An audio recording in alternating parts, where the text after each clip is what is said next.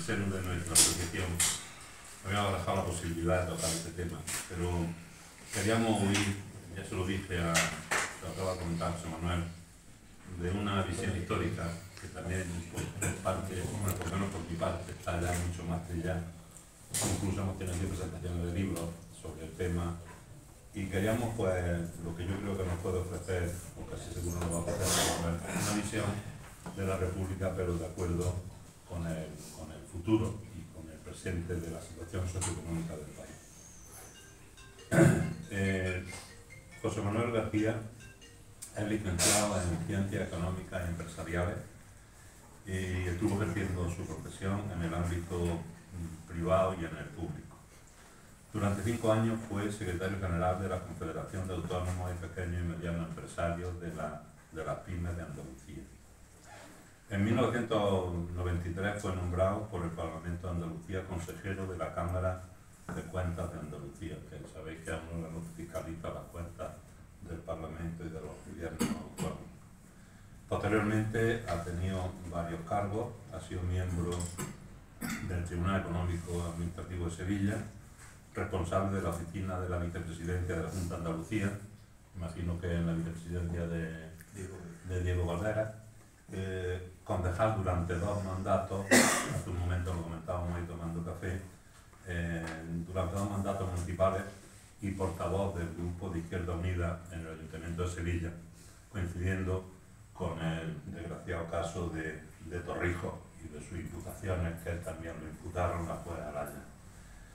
Como activista político y social, aparte de los cargos públicos, ha sido miembro con distintas responsabilidades de diversos movimientos sociales y en la actualidad pues el coportavoz de una estructura nueva creada que son los encuentros estatales por la República.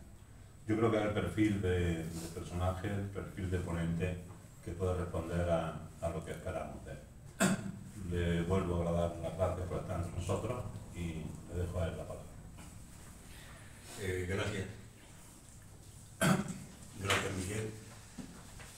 Buenas tardes. En primer lugar, agradecer a la Asociación Jaén Debate que haya organizado este acto sobre el presente y el futuro de la República y que me haya invitado a mí a participar en el mismo.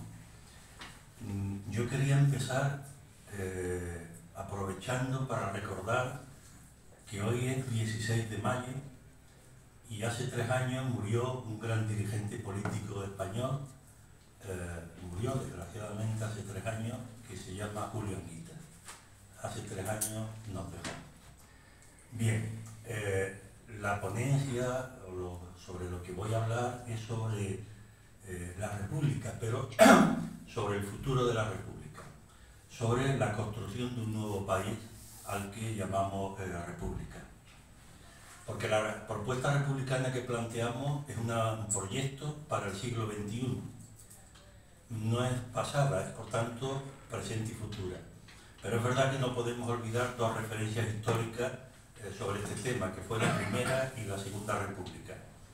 Fueron épocas y circunstancias muy distintas, pero sustentadas sobre valores, sobre principios comunes, como fue la regeneración democrática, la libertad, la justicia, el progreso social, la educación, el laicismo y la cultura, tanto la Primera como la Segunda República.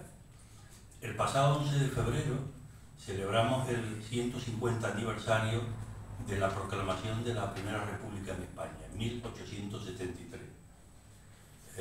Recordáis que con la abdicación del rey Amadeo I de Saboya, los republicanos federales salieron a las calles y en Madrid una multitud de personas se concentró ante el Congreso de los Diputados exigiendo la proclamación de la República. Sabéis que la Primera República fue una experiencia corta, solo 11 meses, y en esos 11 meses hubo un conflicto entre los republicanos federales, que planteaban la República no solo como una forma política simple, formal, quitar al rey, poner un presidente república, sino que planteaba la república con un contenido político, económico y social. En definitiva, una república con derechos políticos y económicos y sociales, frente a los sectores más conservadores que plantearon la Primera República exclusivamente como un cambio de la corona por un presidente de república. Disculpadme, pero es que estoy un poquillo, los fríos y los calores, un poquillo acatarrado. Bien, eso fue la Primera República, que acabó 11 meses después. Acabaron con ella los sectores más reaccionarios, más conservadores de la sociedad española de finales del siglo XIX. El 14 de abril de 1931, hace 92 años, la ciudadanía acabó con otro régimen, con otra monarquía corrupta, que hacía agua en lo social, en lo económico y en lo político. El pueblo, en los años 30, exigía mejorar sus condiciones de vida, sus condiciones de trabajo, y exigía poder decidir su presente y su futuro. Y con las movilizaciones se trajo la Segunda República Española. Y es verdad que la Segunda República Española no fue el paraíso, ni nadie pretende que lo fuera, pero a pesar de su corta duración, algo menos de 5 años, a pesar del bienio negro de 1934-1935, en el que gobernó una derecha bastante reaccionaria en España, a pesar de los obstáculos y las conspiraciones de los sectores más reaccionarios de la sociedad española, a pesar de todo eso, la Segunda República supuso avances y transformaciones importantes en materia, en asuntos políticos, económicos y sociales. Yo mencionar rápidamente algunos de ellos. Ya digo, a pesar del corto tiempo, 5 años, y de los 5, 2 gobernados por la derecha reaccionaria, a pesar de eso, en España se produjo un proceso de regeneración democrática. Hubo, antes de la Segunda República, había una monarquía absolutamente corrupta. La corrupción es endémica a los Borbones, pero en el caso de Alfonso XIII no llega a lo de Juan Carlos I, pero casi. Era una monarquía absolutamente corrupta, ligada a la oligarquía, a los terratenientes, a los sectores reaccionarios de la Iglesia Católica, y frente a eso la Segunda República hizo avances políticos y democráticos importantes. Y se aprobó la Constitución de 1931, que fue una consolidación jurídica de derechos para el pueblo español. ¿Recordáis el artículo 1? España es una república democrática de trabajadores que se organiza en régimen de libertad y justicia. O el artículo 6, un artículo 6 muy novedoso en la época. España renuncia a la guerra como instrumento de política nacional. También en la Segunda República hubo importantes avances sociales y económicos. La situación de la clase trabajadora, de la clase obrera, de los trabajadores y de las trabajadoras en España era lamentable, especialmente en el campo. Bien, pues en ese corto periodo de la Segunda República hubo avances en los derechos de los trabajadores frente a esa situación generalizada de explotación, avances importantes en fundamentalmente los sectores de la industria y el campo. Hubo también avances en relación a la situación de la mujer. La Segunda República no fue, desgraciadamente, la revolución feminista, pero sí hubo, no los que debería haber habido, pero sí hubo importantes avances. Sufragio universal, la ley del divorcio, avance en la igualdad de mujeres y hombres, protección y desarrollo de las mujeres. Y por último, hubo importantísimo avance en relación a la educación y la cultura. Sabéis que en 1930, poco antes de proclamarse la Segunda República, en España había un 32% de analfabetismo. Otras fuentes dicen que no, que era bastante superior. Pero bueno, al menos el 32% de personas analfabetas. Bien, pues en la Segunda República hubo una renovación del sistema, una renovación general del sistema educativo español. Se crearon 10.000 escuelas, Hubo misiones pedagógicas en los pueblos, colonias escolares, la famosa institución libre de enseñanza, las escuelas laicas, el laicismo. Las escuelas laicas no, el laicismo. Las escuelas eran laicas. Y por último se implantaron las escuelas mixtas de niñas y niños. La Segunda República no fue una república socialista, ni mucho menos, pero con la estructura de clases que había en nuestro país, la oligarquía, los terratenientes y la Iglesia Católica consideraron esa república un peligro, un gran peligro respecto a sus enormes privilegios. Y organizaron un golpe de Estado fascista, golpe de Estado militar que no triunfa y que provoca una guerra. Sabéis que con el apoyo de la Alemania nazi y de la Italia fascista, pues el franquismo o los sublevados fascistas ganaron la guerra, implantaron una dictadura fascista de 40 años, como escribió Leopoldo Azincourt, la larga noche española de 40 años, o como otros calificaban al franquismo, la larga noche de la paz de los cementerios. La dictadura fascista, aparte de muchas otras cosas, lo que hizo inicialmente es liquidar todos los avances políticos, económicos y sociales realizados durante la Segunda República y paralizaron todos los procesos de cambio y de transformación que se habían realizado o se habían iniciado en ese corto periodo de la Segunda República. Y se produjo un enorme retroceso en nuestro país. De hecho, durante la dictadura fascista no se alcanzan los ratios, los índices socioeconómicos en nuestro país, los que había durante la República, hasta muy avanzada la dictadura. Bien, esa dictadura que duró tantos años acaba, hay un proceso de transición democrática en nuestro país a finales de los años 70 y se abre un nuevo proceso de esperanza para el pueblo, para los pueblos de España, con una exigencia y una esperanza de un cambio real y profundo en nuestro país. El resultado fue el que fue. Yo no lo voy a calificar. El resultado de la llamada transición democrática española fue el que fue, pero hay hechos objetivos, al menos dos hechos objetivos, desde mi punto de vista.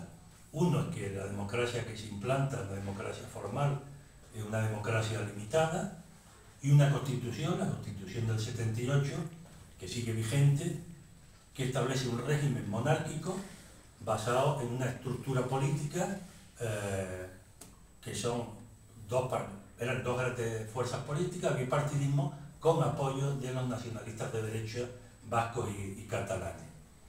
Y en ese proceso de transición democrática no se permite dar opción a la ciudadanía, al pueblo, para que se pronuncie sobre la forma de gobierno, sobre la forma república o monarquía. El tema famoso del vídeo de Suárez, en el que dice, que se ha difundido creo que por todos lados, que se dice que no hubo en España una consulta, no hubo un referéndum, porque tenían datos de que ganaba de forma muy mayoritariamente la opción republicana. Bien, pues se implanta una democracia limitada, una constitución que es la que tenemos, y se implanta, o mejor dicho, no se implanta, continúa un modelo económico y social que está en manos de una minoría, la oligarquía, las familias de siempre. Hay un pequeño librito del catedrático de Economía Política, Juan Torres, de hace ya años, cuando todavía estaba en la Facultad Económica de Málaga, todavía no se había ido a Sevilla, en el que aparecen los nombres de las familias que dominaban en España durante el franquismo, que formaban parte de la oligarquía financiera, económica. Bien, en el 97% son las mismas familias que gobernaban el modelo económico y social, que eran los dueños de la economía de este país en el periodo de la transición democrática y posteriormente. Y en esa transición democrática se estableció un marco político constitucional muy determinado por tres elementos jurídicos. En primer lugar, una ley electoral no proporcional, una ley de financiación de los partidos políticos que permitía que las dos grandes fuerzas políticas recibieran legalmente cantidades ingentes de dinero, legalmente. Posteriormente hemos conocido lo que ha ido recibiendo Alianza Popular y después el PP ilegalmente. Y un tercer elemento era la propiedad de los medios de comunicación, fundamentalmente a partir del proceso de privatización y de televisiones públicas privadas. Esos tres elementos, la ley electoral, la ley de financiación de los partidos políticos y la propiedad de los medios de comunicación, establecen un marco político en nuestro país, que es el que me refería antes, un modelo bipartidista con apoyo de las derechas nacionalistas vascas y catalanas, sin opciones electorales para terceras, cuartas, quintas fuerzas políticas. Los sociólogos lo han demostrado de forma sobrada. Pero además, y ya acabo con estos antecedentes históricos, el proceso de transición española no fue un proceso de verdad, justicia y reparación.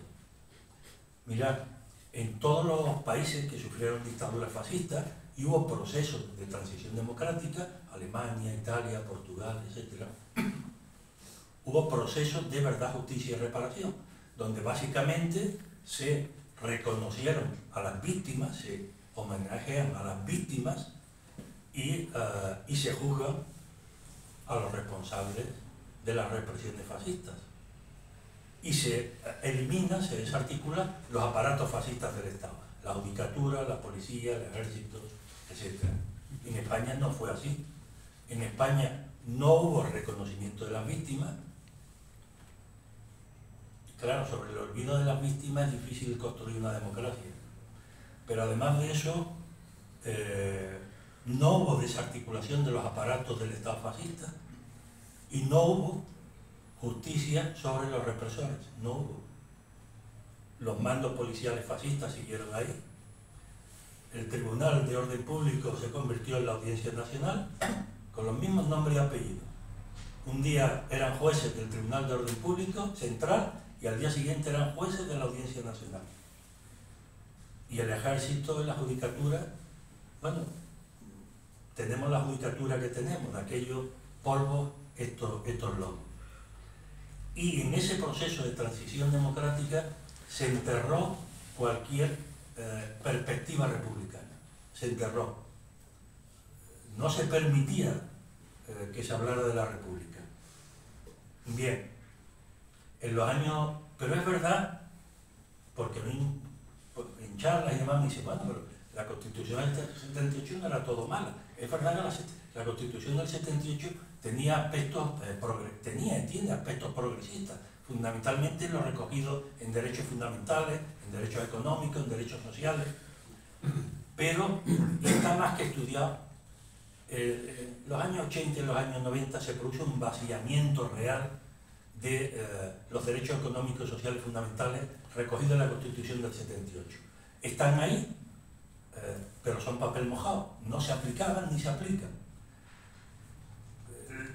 La derecha de este país, eso que se autotitulan los constitucionalistas, cuando hablan de la Constitución del 78, se refieren al artículo 2, al 3, al 4, pero no hablan de los títulos de derechos económicos y sociales.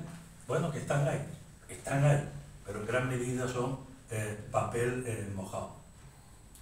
Y parecía que esa situación era inamovible, pero vino la crisis económica y social del 2008, vinieron las políticas neoliberales con políticas de privatizaciones y recortes, vino en parte el agotamiento del régimen bipartidista del 78 y empezaron a difundirse las informaciones sobre las corrupciones de la monarquía española.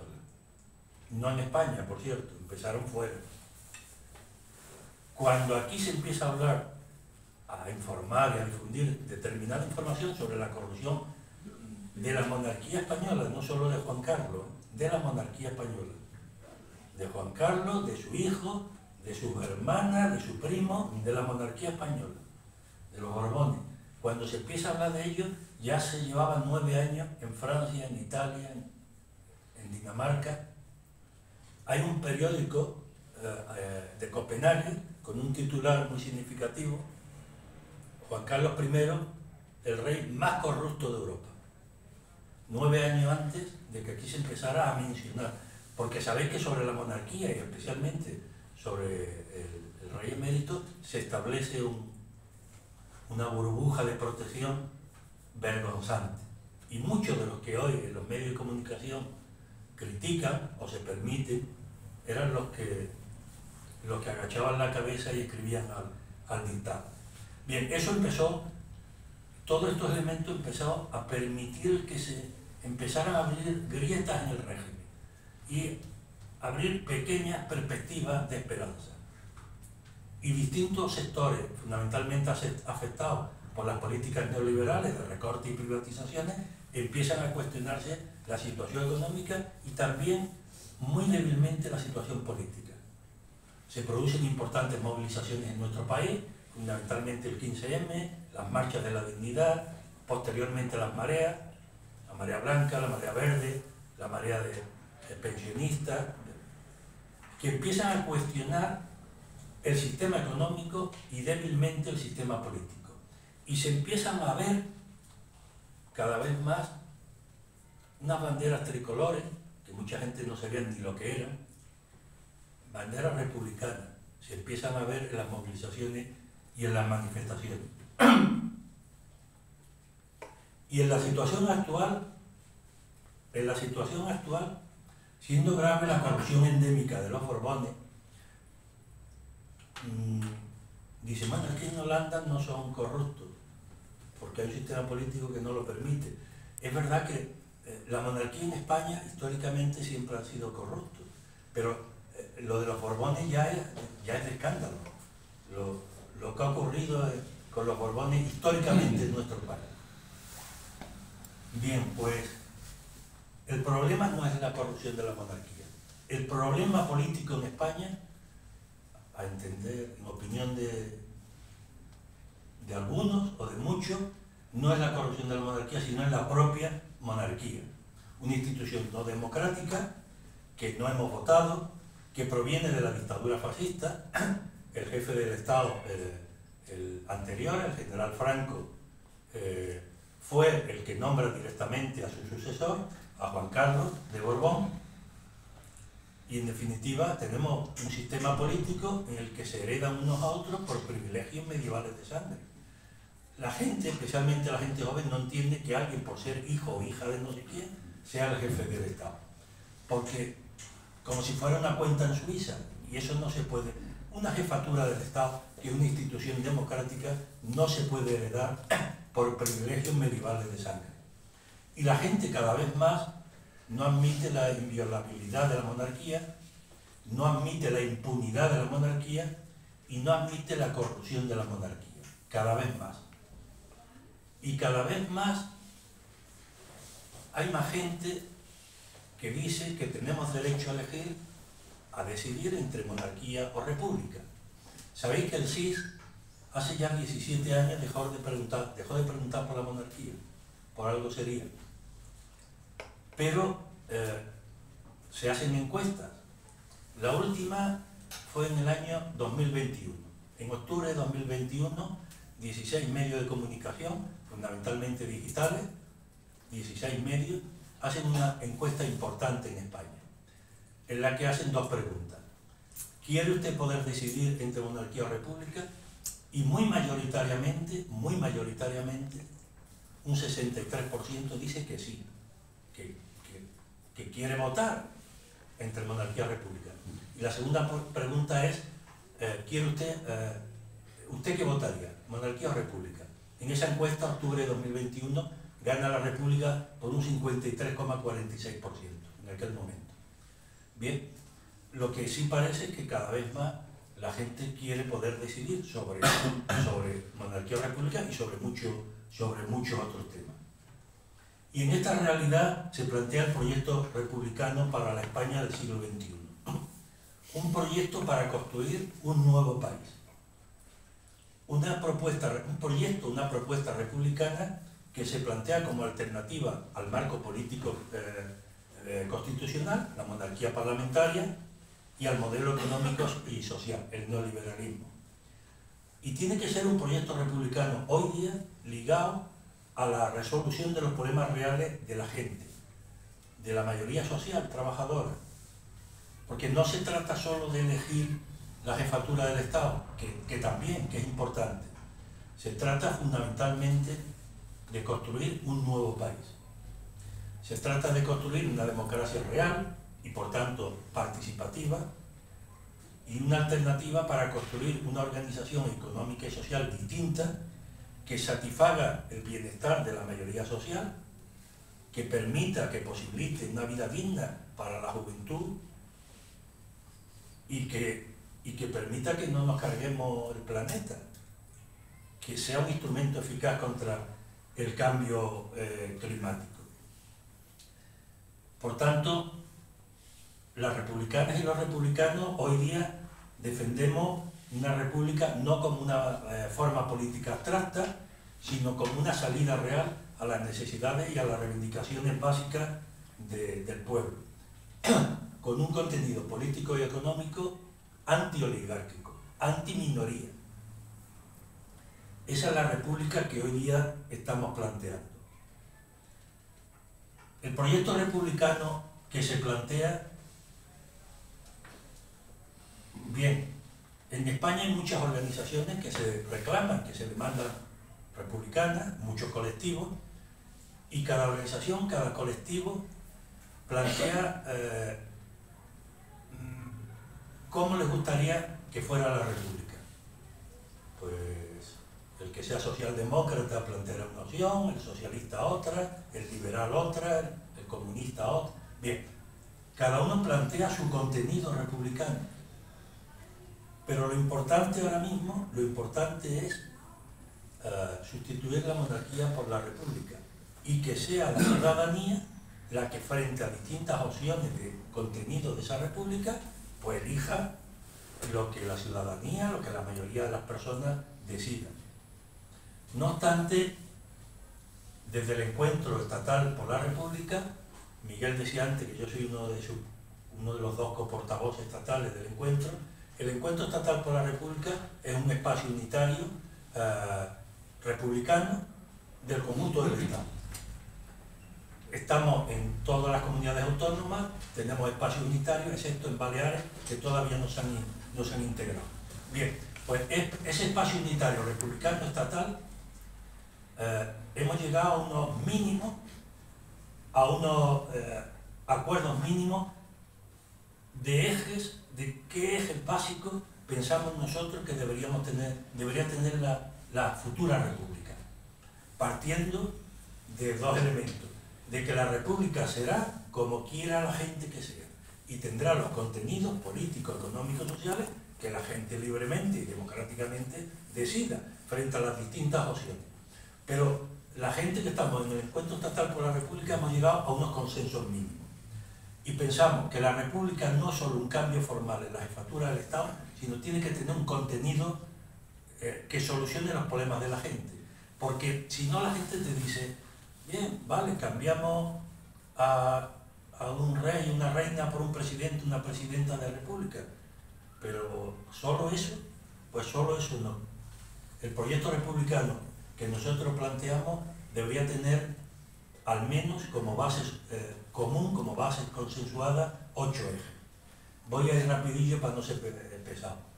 El primero, que haya una economía, un modelo económico al servicio de la mayoría social, que garantice los derechos fundamentales y, por tanto, que asegure la alimentación y la soberanía alimentaria, que asegure el empleo y el sueldo digno, la estabilidad en el trabajo, no a la precariedad, la protección social, pensiones públicas suficientes, viviendas dignas, educación y sanidad pública y de calidad, un sistema fiscal progresivo y, por tanto, que pague más quien más tiene, un medio ambiente saludable y un acceso a la cultura. Y para ello, esa república, para que esto sea posible, tiene que tener un control y una sujeción al interés general de la oligarquía financiera, económica y mediática de este país. El segundo eje debería ser la defensa de lo público como fundamento de la economía productiva y del sistema financiero. Por tanto, una banca pública, los suministros básicos esenciales, electricidad, agua, medicamentos básicos, desde lo público, y servicios públicos universales y de calidad, sanidad, educación y servicios sociales. El tercer eje, sostenibilidad, ecodesarrollo y defensa del equilibrio medioambiental. Yo creo que esto ya hoy día, con lo que está cayendo, con la sequía que tenemos, con el cambio climático, ya no hace falta decir nada. El otro día uno de los científicos noruegos que más ha trabajado el tema del cambio climático anunciaba, desgraciadamente, que el cambio climático se iba a dar en 3 fases: 2050, 2075, siglo XXII. Bueno, pues lo que iba a ocurrir en el 2050 ya está ocurriendo. O sea, se ha adelantado 27 años. Lo que estaba previsto para el 2050. Bueno, ya hay científicos que dicen que no se sabe cuándo va a llover, que no se sabe. Por tanto, tiene que haber un cambio del modelo productivo y tiene que haber una regulación del modelo económico de una forma integral, endógena, y tiene que haber una sostenibilidad del desarrollo. O hay sostenibilidad en el modelo económico y social, o no hay futuro. Así de simple. Y no es cuestión de ideología, es cuestión de ciencia. El cuarto eje es la profundización de la democracia. La República tiene que ser más democracia respecto a la situación actual. Por tanto, una nueva constitución, a través de un proceso constituyente, una democracia participativa, con instrumentos y medios para que la gente pueda participar y no solo votar cada 4 años, que pueda participar cotidianamente en su ciudad, en su territorio, en su país, sobre cuestiones fundamentales y básicas, a través de consultas populares, vinculantes y no vinculantes, etc. Una democracia paritaria, igualdad legal entre mujeres y hombres, y una profundización de la democracia. Una ley electoral democrática y, por tanto, proporcional, una elección y control de todos los representantes de los distintos poderes del Estado, empezando por la jefatura del Estado, un reconocimiento de los derechos democráticos de los pueblos que forman España y reconocer la realidad plurinacional como rasgo constitutivo de la futura república, negar la realidad. Quien niega la realidad por motivo ideológico se está dando cabezazos contra una pared. Y por tanto hay que reconocer los derechos democráticos de los pueblos y la realidad plurinacional de nuestro país. Transparencia de todas las administraciones y poderes del Estado, persecución política, mediática y judicial real contra la corrupción. ¿Cómo puede estar Bárcenas ya en la calle? ¿Cómo puede estar Rodríguez Rato en la calle? Se han sido condenados a más de 25 años de cárcel. ¿Cómo pueden estar ya en la calle? Una reforma de la justicia y de la fuerza de seguridad del Estado. Desgraciadamente, los cuerpos y fuerzas de seguridad del Estado hay núcleos, iba a decir muy de derecha, ¿no? Fascistas simplemente, y unos medios de comunicación públicos, plurales e independientes. El quinto eje, igualdad legal y real entre mujeres y hombres. Por tanto, para la República tiene que ser una cuestión irrenunciable acabar de forma definitiva contra el modelo patriarcal y contra cualquier desigualdad laboral o legal de mujeres y hombres. Y por tanto, lo primero, contra esa lacra de las violencias machistas. En sexto lugar, garantizar el futuro de la juventud. El tema de la educación para los jóvenes, el tema de un trabajo digno y por tanto no precariedad, no minisalarios y un servicio público de vivienda, de alquiler y de compra, que le permita a la juventud tener visión de presente y de futuro. En séptimo lugar, un Estado laico, laicismo. libertad absoluta, ideológica, religiosa y de creencia, y separación real entre las iglesias y el Estado. Las distintas confesiones religiosas tienen que financiarse con las aportaciones de sus miembros. Yo pertenezco a un club, a una asociación cultural en Sevilla, y la financiamos los socios. Es lo lógico, ¿no? Y que no haya privilegios fiscales, como la exención del IVA y otros impuestos. ¿Por qué? Porque yo tengo que pagar el IBI y una confesión religiosa no. Mirad, Francia es un país católico, posiblemente más católico que España. Los que habéis estado por Francia habréis visto que es un país muy católico, católico real, no de boquilla, real. En Francia el Estado no le da ni un euro ni a la Iglesia Católica ni a ninguno. Y la enseñanza de las religiones se tiene que producir en el ámbito de esas religiones, de esas iglesias, no en las escuelas, en las instituciones públicas de enseñanza. Y el cuarto y el octavo eje, soberanía, paz y solidaridad internacional.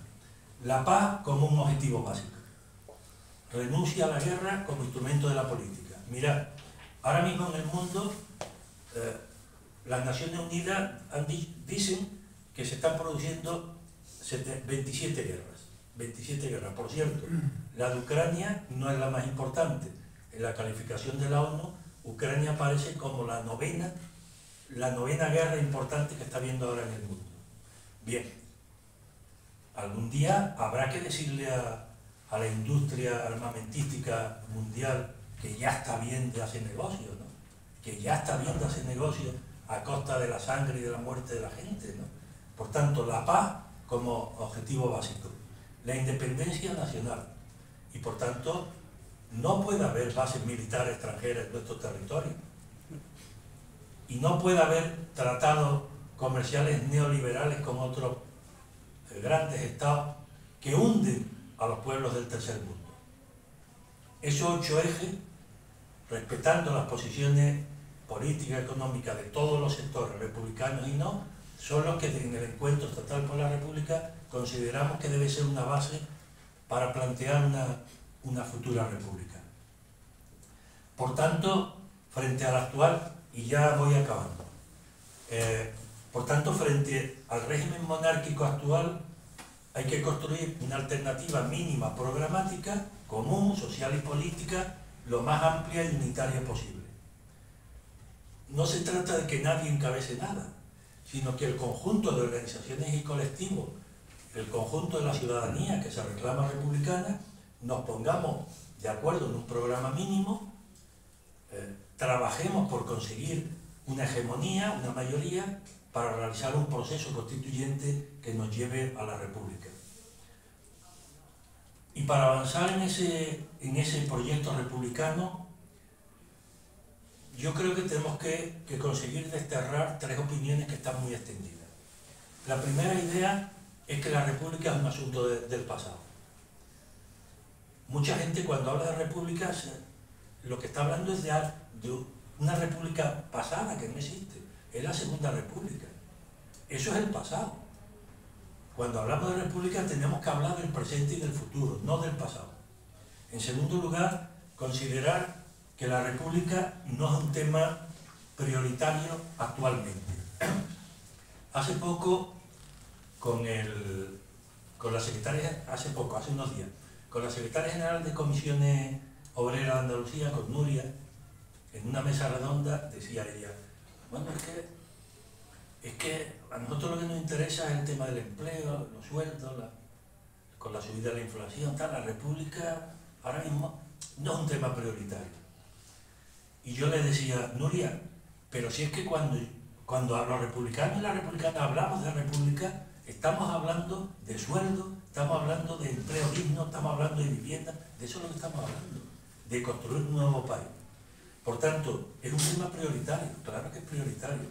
Y por último, tenemos que desterrar también otra idea falsa, que es que estamos en una monarquía parlamentaria republicana.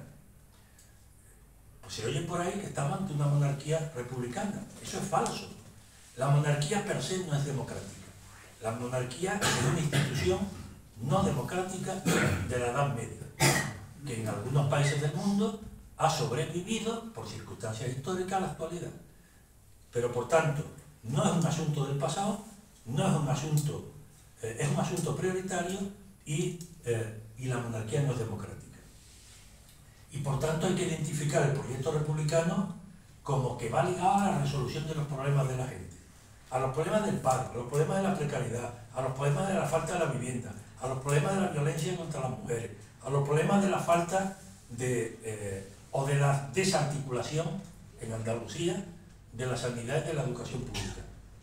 Eso es el proyecto republicano. Y partiendo de lo anterior, las organizaciones políticas, para que avance el proyecto republicano, se tienen que dar tres cuestiones. Las organizaciones políticas, sindicales y sociales, que dicen que son republicanas, que son unas cuantas,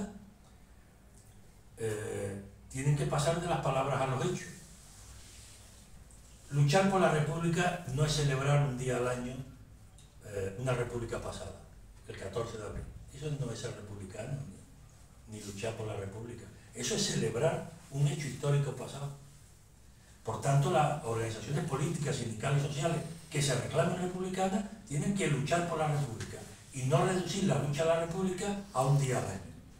Es necesario que la propuesta republicana forme parte del trabajo diario, del trabajo cotidiano, de la militancia de esas organizaciones republicanas y por tanto sea algo importante en la tarea cotidiana de la militancia de esas organizaciones. Y por último,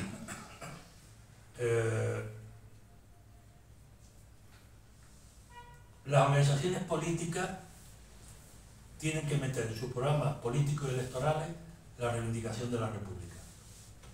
En las elecciones, en las políticas, en las municipales, en las autonómicas y en las generales, especialmente en las generales. Si son republicanos, tendrán que llevar esa reivindicación republicana en sus programas electorales. ¿O es que yo soy republicano el 14 de abril y el 15 de abril dejo de serlo?